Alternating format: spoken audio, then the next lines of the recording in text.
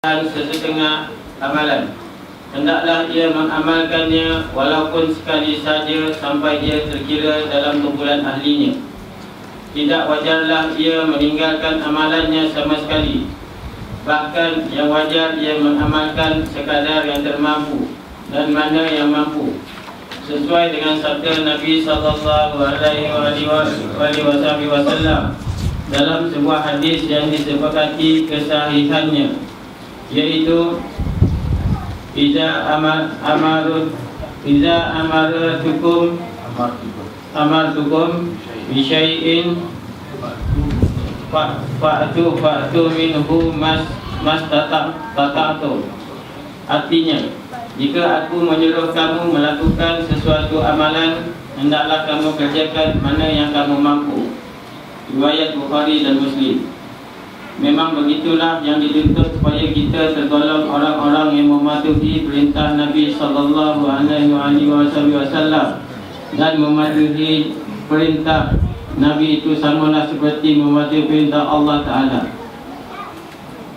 Telah berkata para ulama ahli hadis dan ahli fikah dan yang lainnya, harus hukumnya malah sangat dituntut mengamalkan fadail amal, yakni amalan-amalan yang ada kelebihan dan keutamaannya, juga termasuk perbuatan yang dianjurkan atau mengancam dengan bergantung pada hadis dhaif selama hadis itu bukannya maudhu', yakni palsu. Adapun hukum-hukum mengenai yang halal dan yang haram, jual beli, nikah kahwin, talak cerai dan lain-lain lagi, maka tiada boleh berpegang melainkan pada hadis-hadis yang sahih ataupun yang hasan, melainkan dalam keadaan terdesak pada sesuatu urusan.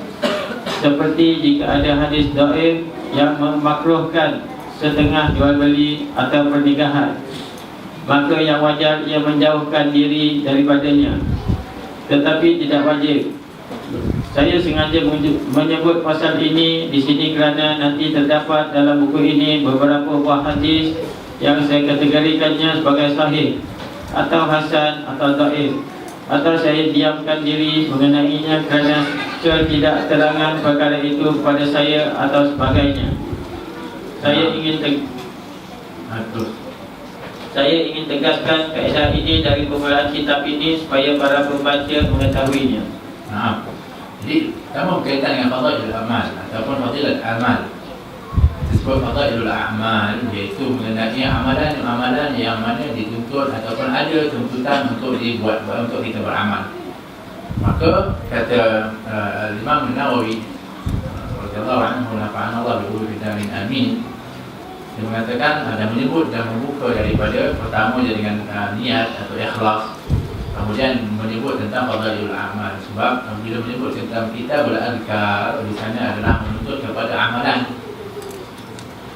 Jadi dia nak anjurkan supaya kita melihat bahawa peluang untuk beramal itu adalah banyak. Satu. Yang keduanya, apabila kita kata kelebihan fadailul amal, kelebihan beramal, kita kena bersifat orang yang tamak di dalam beramal. Tamak ni maksudnya bukan tamak tapi maknanya nak semua ni kalau kita nak buat, tapi dengan bijaksana. Ini kena faham. Sebab tu Nabi bagi satu garis panduan yang cukup bijak kepada kita, dan ini juga adalah merupakan sifat yang disebutkan Nabi itu Raufur Rahim. Ni betul, ulama-ulama yang mana disebut warasatul anbiya, mereka sifat seperti itu, rahmat kepada orang yang mana di bawahnya, tapi untuk dirinya lain. Kita pula kadang-kadang dengan orang ketat, tak boleh tau, ini bid'ah, yang ni kamu buat, ini haram, dia tak apa. Saya tahu dalil. Dia ada di jalan keluar dia. Yang orang lain tak boleh. Ini sifatnya bagi Rasulullah. Kalau dirinya sampai bengkak nanti bagi Rasulullah. Kita untuk orang lain, dengan sederhana, jangan kamu menyusahkan. Dia bagi pula jalan keluar, seperti mana ketika dia melihat kepada isteri baginda Rasulullah SAW yang sedang duduk gayut untuk nak beramal banyak, nak zikir, nak Kalau tak boleh, anda tahu apa amal aku ajarkan kepada kamu. Zikir yang mana dunia sama seperti mana kamu buat. Allah. Jadi jangan bicara lagi. Yang mudah pula. Subhanallah al-azim wa bihamdihi adla qalbi wa nursi wa ta'ashi wa dari kalimati. Kamu baca 3 kali itu sama. Oh, itu Raufur Rahim bagi Rasulullah SAW. Kata lagi apa? Idza amartukum bi syai'in fa'tu minhu mastata'tum. Apa yang aku perintahkan kepada kamu daripada sesuatu, maka jalankan, laksanakan, ataupun buatlah, ambillah. Daripadanya itu sekadar kemampuanmu. Maknanya kadang-kadang kata Imam Nawawi untuk memahami kepada kita senang, yang bukan wajiblah perkara ini. Kalau ini kalau perkara wajib, boleh, tak boleh pakai yang mastata'tum. Mastata'tum kita ukur, kita tak mampu, kita tak buat, mana boleh. Yang kita kata ini adalah perkara-perkara sunnah. Maknanya Imam Nawawi nak fahamkan mastata'tum itu macam ni. Bukan maknanya kita mastata'tum kasih tak buat je. Kita ni mastata'tum habis tak buat. Semampu kamu, tak mampu. Ini tak mampu, itu tak mampu. Itu kita punya tafsiran. Yang dimaksudkan mastata'tum, buat walaupun sekali. Sampai begitu, buat juga. Ambil, ni dapat buat, ni dapat. Walaupun sekali buat. Kita punya apa? Ambil peluang. Itu kita mastata'tum tu, kalau boleh kita fahamkan, ambil peluang lah. Tapi kalau boleh untuk istiqamah buat, jadi ini terbaik. Tapi jangan betul-betul di dalam ayat disebutkan ma la yudriku kulluh la yudraku julluh ataupun kulluh. La yudraku julluh atau kulluh. Apa yang kamu tak boleh buat semua, jangan tinggal semua. Aku tak boleh buat itu habis, kamu tak buat. Tak, yang mampu buat. Begitu konsepnya. Dan untuk lebih kita panggil kesungguhan di dalam menggalakkan beramal, Imam Nawawi bawa pendapat para ulama, muhaddithin dan fuqaha. Ini Allah, kita kena faham ya. Imam Nawawi ini bukan seorang yang apa kita panggil biasa-biasa, ulama-ulama kecil. Ini ulama yang besar. Di antara disebut ulama mu'tabar, diiktiraf oleh ummah, kedudukannya.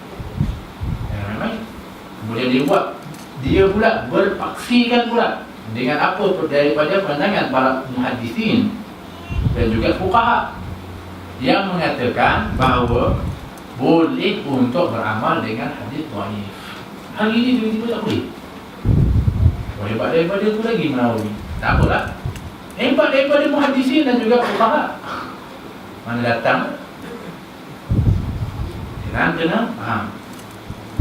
Mereka mengatakan boleh beramal dengan hadis dhaif. Sehingga Imam Ahmad bin Hanbal hafal hadis juta berserta dengan matan dan sanadnya. Sejuta. Betul. Itu pun aku lebih suka beramal dengan hadis dhaif daripada aku mengikut kepada qiyas. Atau lebih baik aku amal sebab hadis itu tetap hadis. Walaupun dia agak lemah tapi hadis. Yang tak boleh adalah mawdu', hadis yang direka-reka. Jadi kalau untuk buat yang dia kata kalau kamu buat begini dapat pahala begini, ini hadis dhaif. Boleh buat tak? Boleh buat. Dapat tak pahala tu? Tak apa buat dhaif. Tak ada. Okey. Dapat tak dapat tu bukan kita punya hak. Allah SWT dah bagi, tapi anjuran ada. Tapi cuma hadisnya dhaif. Boleh buat tak? Boleh. Maka digalakkan. Sebab kita nak masuk dalam golongan ahlul a'mal ataupun orang-orang yang disebutkan ya ayyuhallazina amanu wa 'amilus shalihat. Kita nak masuk orang-orang yang 'amilus shalihat.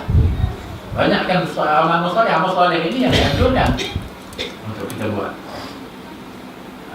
Asalkan kedhaifannya itu katanya para fuqaha wa muhaddisin tak sampai kepada derajat mawdu'. Yang itu tak boleh lah.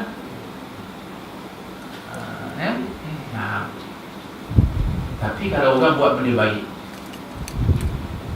yang mungkin tak ada pun daripadanya nas yang jelas tentang detail benda yang dia buat tu baik, tapi boleh buat tak? Boleh lah.